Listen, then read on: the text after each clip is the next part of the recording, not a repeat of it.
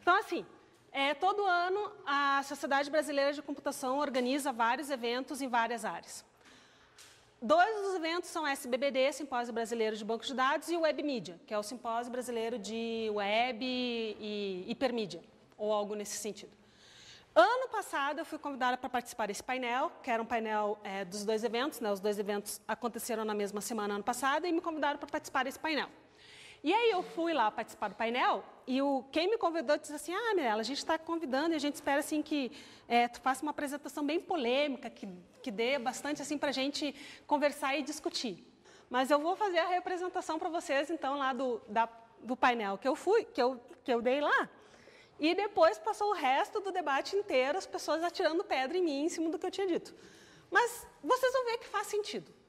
O pessoal do WebMedia não gostou muito, mas o que eu disse faz sentido. É o meu painel abridor de cabeças, eu adorei esse termo. Então, é para abrir a cabeça de vocês. De novo, o nome do painel era Objetos Complexos Multimídia, Armazenamento, Busca e Processamento. Eu comecei assim, esse negócio de objeto complexo multimídia, na verdade, é uma complicação de algo que pode ser expresso como texto. Comecei assim. Todo mundo sabe o que é objeto multimídia? Porque ninguém riu, isso era para ser uma piada, eu esperava que todo mundo risse. Todo mundo sabe o que é um objeto multimídia. O que é um objeto multimídia? Música, vídeo, som, imagem satélite lá, que tem 1 tera uma imagem. Isso é objeto multimídia. E eu disse, comecei assim, para que complicar? Se dá para simplificar. Simplifica todos esses objetos complexos para texto. Texto como? Usando tags, usando marcação. Certo? Eles não gostaram muito. Mas, por exemplo, vamos lá. Tagging é muito útil para organizar os dados. E aí eu mostrei exemplo. Quer ver só? Multimídia. Picasa e Apple iPhoto. Objetos multimídia. Fotos. Como é que eles organizam as fotos? Usando tags. O que são tags? Texto. Então, é uma solução adotada pela indústria. Certo? Além disso, aí o Google Plus, como é que ele organiza? Tags. Então, tem lá, como é que ele sabe que eu tenho fotos com o Palazzo, com a Vanessa, com a Altigram? Como é que o Google Plus sabe que eu tenho foto com essa gente toda? Porque ele reconheceu a face e sabe que aquela face é do Altigram? Não, né? Porque tem lá um tag na foto que eu estou com a Altigram, tem uma tag Mirella e tem uma tag Altigram. E aí ele sabe que eu tenho fotos com Altigram. Então ele faz processamento de texto. Parece que ele está processando a imagem, né? Mas ele está processando a imagem através do texto. Além disso, então isso foi para organizar. Organizo as minhas fotos usando tags. Posso fazer buscas e consultas usando tags. Olha lá o Flickr, lá no cantinho à direita, lá. Search. Tu vai fazer busca de imagem usando o quê? Tag, usando texto. Aí se colocar lá, por exemplo, barcos, vai vir essa foto. Como é que ele sabe que essa foto satisfaz a minha consulta? Porque olha os tags aqui dessa foto. Sim, depende. Já chego lá. No Flickr, os tags, quem digita são o usuário, né? O usuário vai lá e digita os tags. Tem aqui, ó, add a tag. Tu pode adicionar quantos tags quiser. Posso fazer também consultas usando geotagging. Posso colocar nome de lugar, Belo Horizonte, vai aparecer lá Belo Horizonte. Ali, na verdade, é São Francisco. Então, posso ter geotagging, que me identifica o lugar daquela foto. Posso ter também, não só tags, mas descrição textual das fotos. Tudo isso aqui é texto, gente. E esses textos eu uso no meu mecanismo de busca das imagens. Percebe? Então, o que eu quis dizer? Processa texto, a gente sabe fazer isso. A gente sabe processar texto muito bem, obrigada. Então, para que eu vou ficar perdendo tempo processando face recognition? Se tudo tem texto. Processa texto, gente. Simplifica o trabalho. E se adicionar o texto é muito difícil à imagem, faz que nem o Google fez. Os caras do Google, eles são espertos. Tá? O que o Google fez? Qual era o grande problema do Google? Fazer busca por imagem. O Google dominava e ainda domina a busca de texto. O que eles queriam fazer? Dominar a busca de imagem. O que eles fizeram? Criaram um jogo. Olha só o lance dos caras. Criaram um jogo para incentivar as pessoas a adicionarem tags ao seu banco de imagens. Bacana, né? Como é que era esse jogo? Era jogado para a par, eu contra alguém. Era em dupla, tinha 2 minutos. Nesses 2 minutos tinha que fazer o quê? Aparecia uma imagem e eu tinha que adicionar tags para essa imagem. Eu contra o outro cara. E aí eu ganhava pontos e outra pessoa ganhava pontos. Quanto mais precisa fosse a tag, ganhava pontos. Quanto mais específica fosse a tag, ganhava pontos também. Ia somando pontos. Ele ficou no ar... eu tinha o dado de quantas semanas ele ficou no ar. Ele ficou no ar, o Image Labeler ficou no ar por poucas semanas. Em poucas semanas, o Google tinha adicionado tags à sua base inteira de imagens. Tem noção? O CAPTCHA também faz isso. O CAPTCHA é outro exemplo de... Todo mundo sabe o que é o CAPTCHA? Aquela palavrinha chata que vocês têm que digitar lá, que tem que ser igual à imagem.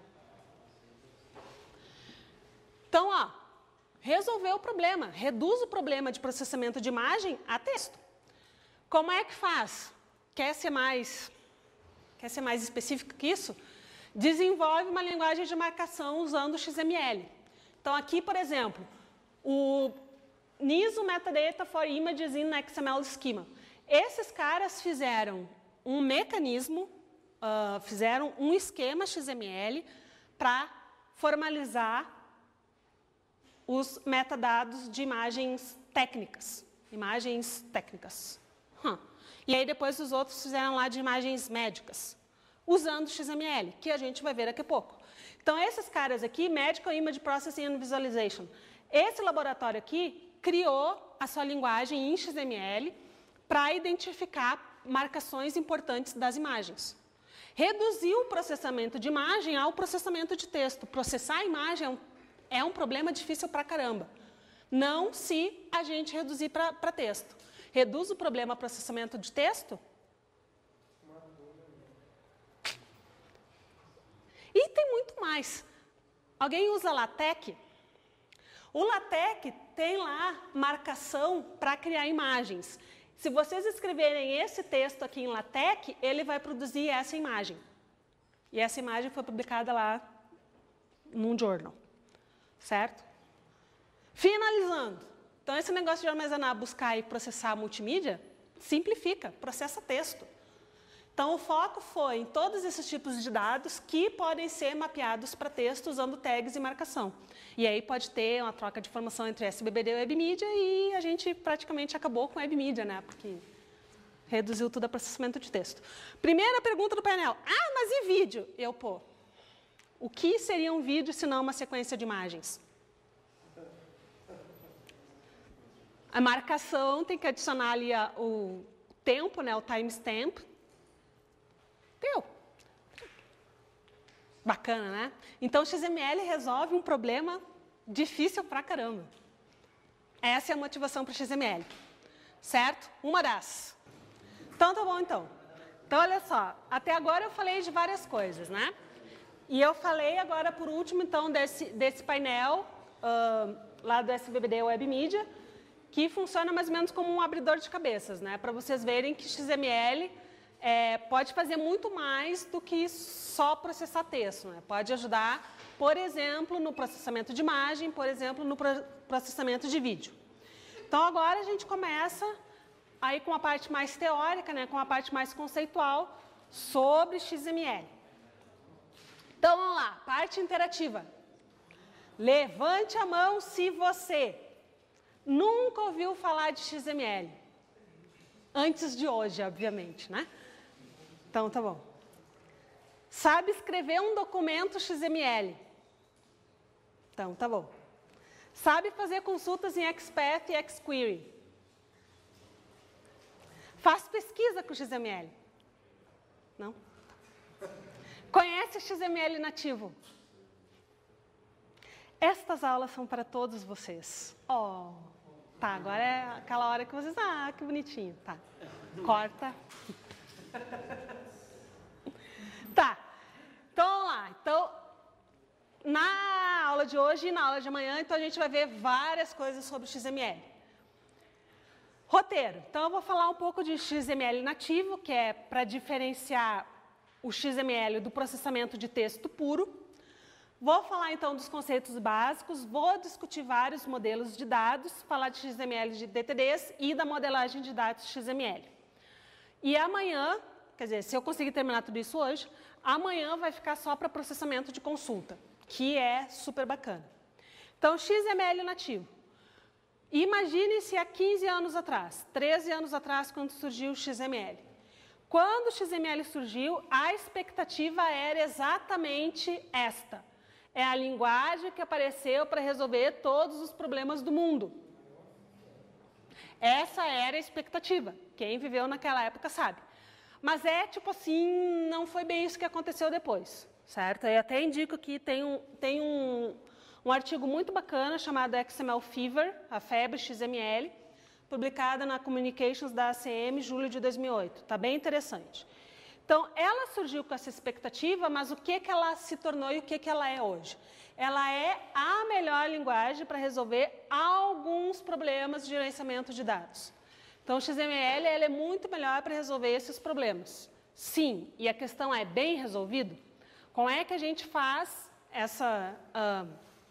como é que a gente utiliza essa linguagem, né, da melhor maneira possível para ser bem resolvido?